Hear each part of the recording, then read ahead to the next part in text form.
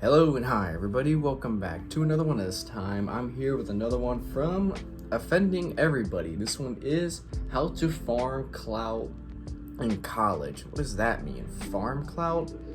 I don't know, trying to get attention from everybody?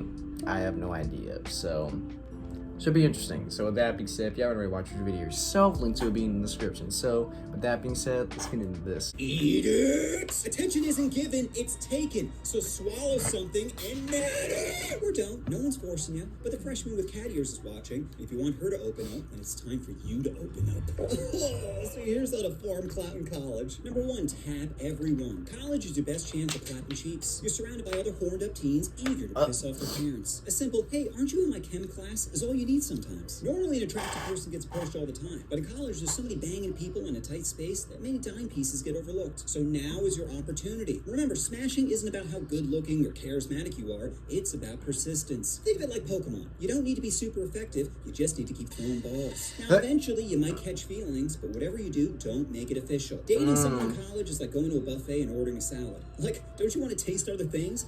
Take a look at those chicken breasts, or turkey thighs, or if you hate God, meatballs. Why go all in on a main course when there's so many tasty side dishes? What I'm really saying is usually get the same thing at the buffet. It's about catching them all and ghosting before finals. Number two, roommate submission. College isn't about coexisting, it's about establishing dominance. And the best way to do that is through subtle psychological warfare. Like having a chair always face their bed, or occasionally muttering, they'll be sorry, while staring at your mini fridge. And the goal isn't conflict, it's quiet control. You're not here to fight, you're here to destabilize their sense of normal. Are you talking to someone at night? Or why is the whiteboard tracking their sleep schedule? These are the questions you want lingering in their mind as they debate whether to study in the library again. Because the more often they leave, the quieter the room gets, and the quieter the room gets, the more it becomes yours. I mean, do you really want to listen to them FaceTiming their situationship? Or would you rather they slowly back out of the room saying, babe, I can't talk right now? Why? Is he there? Number three, don't let the meat win. The biggest threat God. to your life isn't climate change or AI, it's your wet pool noodle, my guy. That thing has no loyalty, no plan, no respect for her boyfriend. It doesn't care about your grades, your goals, or your therapist's advice. It just sees yoga pants and takes the wheel. Well, don't let it drive you to academic probation. Learn to smother it with masturbation. That's right, my brothers. Post-nut clarity will lead you to prosperity. Because once the demon leaves your body, so does the urge to fumble your future for 5 minutes of friction. So don't be a slave to your lust. Free your soul with a righteous breast. Number four, academic dishonesty. Cheating on a girl, that's foul play. Cheating in school? This is the way. Oh, but cheating is a sin. No, a sin is getting charged $150 for an ethics textbook. A sin is getting served chicken breasts that taste like a yoga mat. A sin is paying 40 grand a year while still getting charged for parking. You see, college isn't about honesty, it's about hypocrisy. They'll talk Yeah, about that's why I'm not in integrity while college. handing out honorary degrees to crypto scammers. They'll say don't cut corners while giving you one-ply toilet paper. They'll preach about diversity while hiring only one black professor who just so happens to teach statistics. So spare me the moral high ground. If I'm gonna drown in debt, I might as well float on somebody else's answers. Plus, if you're a business major, you know America is all about outsourcing labor. Think about it. Would you rather be writing a paper or grinding on Taylor? One leaves you stressed, the other is getting undressed. Number five, substances. You don't need to do substances in college, okay? But if you want to, Okay. let responsibility take the wheel. Let that edible teach you how to feel. You see, college is all about rebranding bad decisions as character development. Think about it. Blacking out before the party starts, that's time management. Taking a mystery pill and wandering into a stranger's room, that's networking. Confessing your childhood trauma to a girl who just wanted a lighter, that's vulnerability. See? I don't want to risk it. Evolving. I'm okay. Now, with that said, there's a big difference between getting lit and ruining your shit. So here are 5 tips to keep you from spiraling. Number one, wait for the edible to kick in. 10 minutes of patience is better than 6 hours of, am I dying? Number two, do not combine substances. This isn't Minecraft. You can't stack random potions and expect a buff. Number three, do not trip alone. Solo trips are public safety hazards. You'll go searching for peace and find a Prius. Number four, never try nicotine. One hit is a lifelong subscription to being a fiend. And number five, escaping isn't healing. Getting faded might pause the pain. I was addicted to vaping and nicotine, but I quit. The more you avoid it, the more your brain begins to buffer. So stop refreshing distractions and finally debug what keeps making you crash. Number six, alpha, beta, I'm good. Hey, are you lonely, narcissistic, and craving validation? Well, Greek life has a paddle with your name on it. Now, are you paying for friends? Yes. But paying for a good time shouldn't be frowned upon. Might as well learn now that money is a cheat code for fun. Think about it. It gets you instant VIP access to Drunk Kitty. You don't even be a game, just a functioning liver and a half charge of ape. Listen, not everyone is a social I'd much rather use my money for food. Practices, silent, horny, giving off that don't touch me energy. But frats force girls into your ecosystem. Sure, it's artificial, humid, and slightly toxic, but that's the perfect breeding ground for bad decisions. Now you're just 2 tequila shots away from pollinating her flower. But before you enter the frat paradise, you first must sacrifice and rite a passage known as hazing, or torture's legal cousin. You'll crawl through filth, drink mystery liquids, listen to Nickelback while being shown AI pics of you kissing your mom. Look at this photograph. All while convincing yourself that this builds character. But if you make it out alive and you won't just have friends, you're like brothers. Or accomplices, depending if Billy wakes up. Number 7, the chaos arc. In college, reputation is everything. If you're too ugly to be loved, then you might as well be feared. That's where pranks come in. A well-executed prank doesn't ask for attention, it demands it. And the goal isn't laughs. You're not turning on your roommate's computer, pressing F2, and adding a BIOS password of tiny peepee to be funny. No, you're doing it because you have a god complex. You have the power to reshape their reality, to download paranoia like it's a software update. Did the fire alarm just whisper their name? Maybe. Or maybe that's just the universe bending to your will. Now you're not some faceless freshman.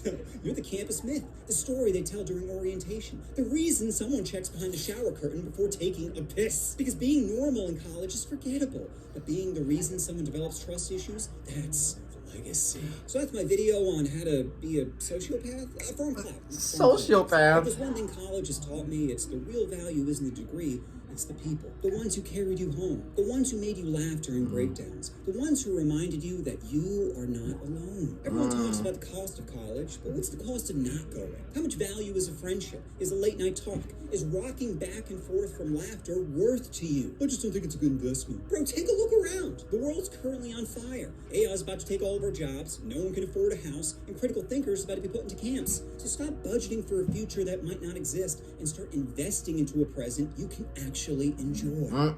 Now, is it okay to tap a girl if she's been drinking and you haven't?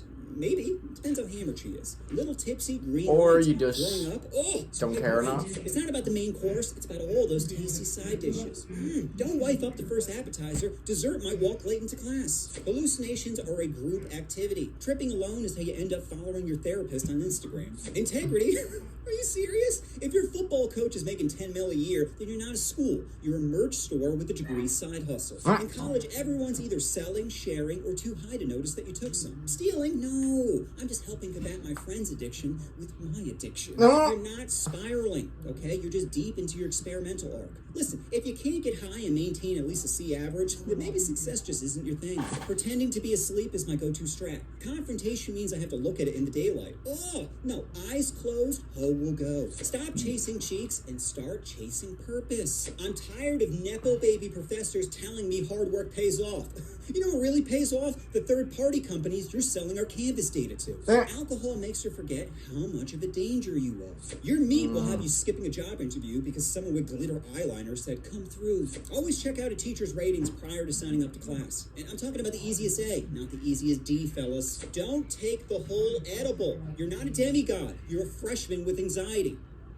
You know what you want to do? Oh, you want to push that subscribe button? Like, look, I know a lot of people have their different opinions on college.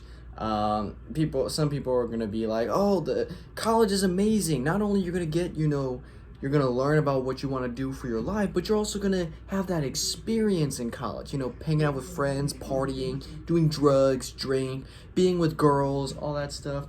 And then you have people like me that's like, I'm too broke to go. It's not worth it. It's not for me. I ain't doing it. And, I was kind of like that, for a long time now. I mean, even in high school, I was, very,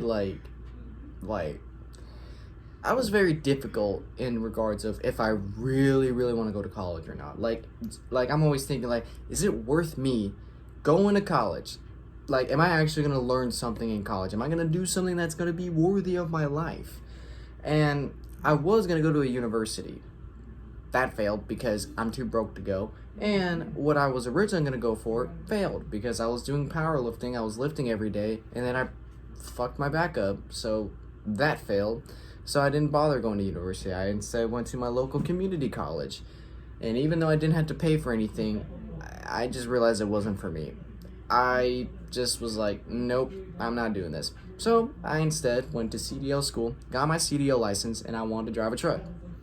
Problem is, no one wants to hire me because I have no experience. I'm too fucking young. So, yeah, life really fucked me up in that. So, I have my different preferences on how I want to live my life. Like, I have my preferences on what I personally would like to do to enjoy life, you know? Yes, you know, I have money to where I could probably go do things like party out with friends or go buy more Eagles merch, even though I have a shit ton. But I personally just would brush all that aside just so I can make my life a bit easier, at least for the future. I know I'm just like thinking about the future, like even though the future's random, you never know what's gonna happen, but at the same time, I'm a dumbass. I do a lot of things that I regret and I don't want to keep doing that. So we'll just see how life plays out. If I die tomorrow, okay, fine. That's fucked up. But anyways, guys, if you enjoyed this, be sure to give this video a like. If you haven't yet subscribed, be sure to do so right now and turn on notifications to be notified for any video that I upload. Okay, just like the next one whenever I start doing that. I hate when she keeps coming in here and leaving the door crack. Okay, see you later in the next one. So, take care.